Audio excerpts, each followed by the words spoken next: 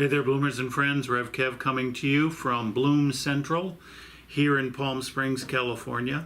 It's Wednesday night in the office, and so folks are getting ready for choir practice. We're going to, and that's exciting. And one thing that's kind of fun is that this year the choir is planning to participate in our Ash Wednesday service a week from tonight at 7 o'clock here in the office.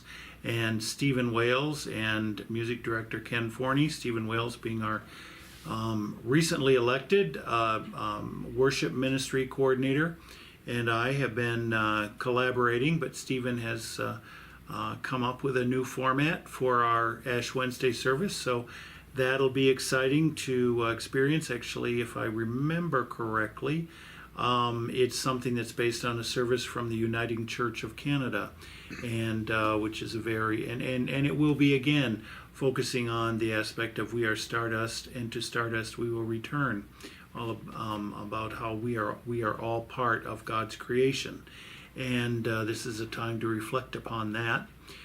We are also enjoying our choir so much under the direction of our new music director Ken Forney. And the choir is not only talking about participating in Ash Wednesday service, but also participating in Easter in April. So carrying over a little bit. That's exciting. Choir was wonderful last Sunday in worship. Maybe if you didn't have a chance to be with us in person or watch at that time on Facebook Live, you can go back and find the Facebook Live service, as well as I'm sure Russ has already or will be soon uploading some clips that'll be a part of our YouTube channel, and you can participate in that way. We're also, and that'll be, and that means that this Sunday is Mardi Gras Sunday, and that's always a fun Sunday at Bloom, and we hope that you'll come and sing Just a Closer Walk and When the Saints Go Marching In with us. It's also an opportunity when we're going to be able to say appreciative words to our persons who have been serving in officer and ministry coordinator positions, some of them for a very long time, and also to install in our congregational manner, in the history of our, in the way of our congregational church, generally in the United Church of Christ, that we will do the installation, very brief portion of our service on Sunday, so that we will have that installation for ministry coordinators and officers, again, to be serving our congregation in the year to come. But the thing to always remember is that it isn't that they are serving us as members of the congregation, it's that they are with us coordinating our joint service together. It's coordinators, ministry coordinators. We're Bloom in the Desert Ministries. These are ministry coordinators, and that means that all of us are in service to one another, to our community, to our world, to our church, and that's an attitude that we can bring in doing aspects of our stuff, and so of our church, and it's what makes our church different than others in a sense of being congregational, meaning that we are the people that do it. We're not consumers, we're congregants. We are people who make the church real. And that actually is what was the beginnings of our church in the first century, that the church is the people, and the people are the body of Christ, and that is Christ alive in the world, is the church in the world, is the people in the world, is us in the world, and we're a part of that in this whole global organism. That's who we are, and how we are able to do good and help people, and try to right some wrongs and fix some things that are broken.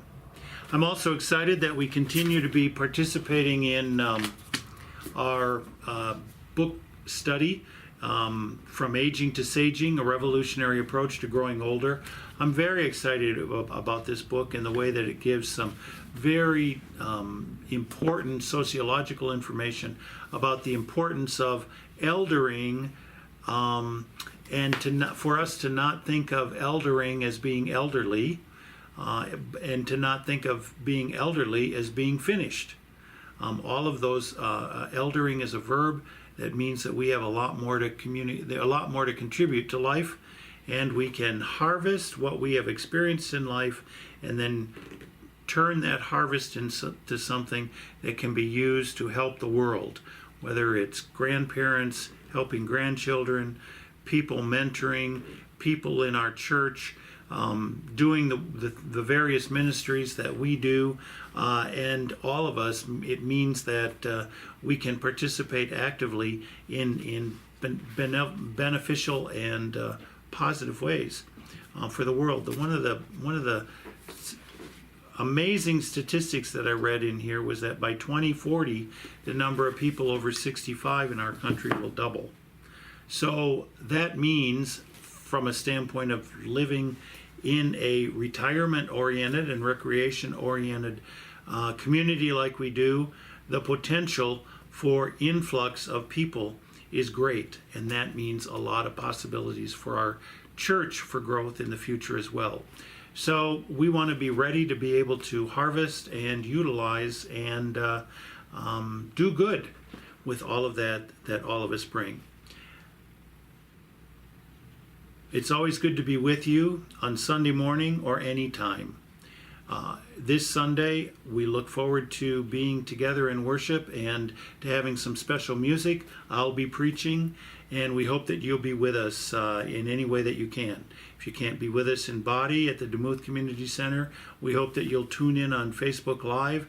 And if you can't do that, please connect with us and simply keep us in your prayers. See you next time.